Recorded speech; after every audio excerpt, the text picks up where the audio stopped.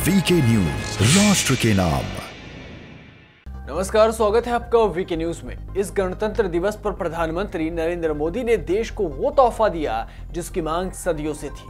जी हाँ, नेताजी की मूर्ति India gate पर वहीं लगेगी जहां कभी जॉर्ज पंचम की मूर्ति हुआ करती थी।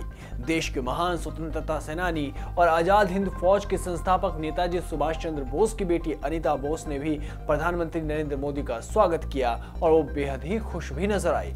दैनिक भास्कर के एक्सक्लूसिव इंटरव्यू में जर्मनी में रहने वाली नेताजी सुभाष चंद्र बोस की बेटी अनीता बोस ने बताया कि महात्मा गांधी मेरे पिता को राजनीति से दूर करना चाहते थे। अगर मेरे पिताजी जीवित होते तो देश का विभाजन नहीं होने देते और एक अलग देश पाकिस्तान नहीं बनने देते। नेताजी को भारत सरकार से किस तरह का सम्मान मिलना चाहिए था, इस सवाल का जवाब देते हुए उन्होंने कहा कि मेरा मानना है कि सरकार इस बारे में बहुत कुछ कर सकती थी, लेकिन कुछ तथ्य सरकार ने छिपाए हैं। मैं इस बात से बहुत निराश हूं।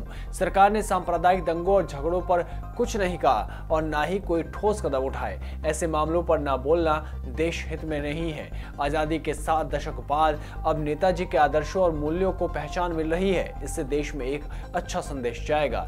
क्या मोदी सरकार देश के स्वतंत्रता सेनानियों को उनका सही स्थान दे रही है? इस पर उन्होंने कहा कि इस सरकार को भी स्वतंत्रता सेनानियों के बलिदान को सराहना देनी चाहिए, उन्हें पहचान देनी चाहिए। आईएनए के सैनिकों ने देश की आजादी के लिए कोई कम त्याग नहीं दिया। इंदिरा गांधी देश की ऐसी पहली प्रधानमंत्री थी जिन्होंने आईएनए को पहचान दी, लेकिन उन्होंने भी भेदभाव ही किया। आजादी के बाद आईएनए के सैनिकों को सेना में शामिल नहीं किया। इसके उलट जिन सैनिकों ने ब्रिटिश सेना में रहकर अपने देश के लोगों पर जुल्म किए थे, उन्हें आर्मी में शामिल किया गया था। बता दें कि नेताजी की बेटी के मुताबिक उनके पिता विद्रोही स्वभाव के थे, जिस कारण महात्मा गांधी उन्हें अपने बस में नहीं कर पा रहे थे। गांधी ने नेहरू का पक्ष लिया। कांग्रेस के एक धड़े ने नेताजी के साथ गलत किया। उनके साथियों की निंदा की गई। नेताजी के सहयोगियों को वो लाभ भी नहीं मिला जो कि अंग्रेजों के लिए लड़ने वालों को मिला। नेताजी की मौत के बारे में अनीता कहती है कि विमान दुर्घटना में उनकी मौत के सबूत हैं और गुमनामी बाबा वाली कहानी हास्यास्पद है। बता दें कि प्रधानमंत्री नरेंद्र मोदी ने इंडिया गेट पर नेताजी की होलोग्राम प्रतिमा का अनावरण किया। इसी वर्ष से भारत का गणतंत्र दिवस समारोह 24 जनवरी के बजाय 23 जनवरी से मनाया जा रहा है। इस रिपोर्ट में बस इतना ही। देश और दुनिया के तमाम बड़ी खबरों से जुड़े रहने के लिए बने रहिए वीके न्यूज के साथ। नमस्कार।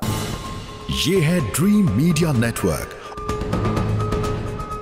और आप देख रहे हैं देश का पहला 24/7 digital news channel VK news, राष्ट्र के नाम।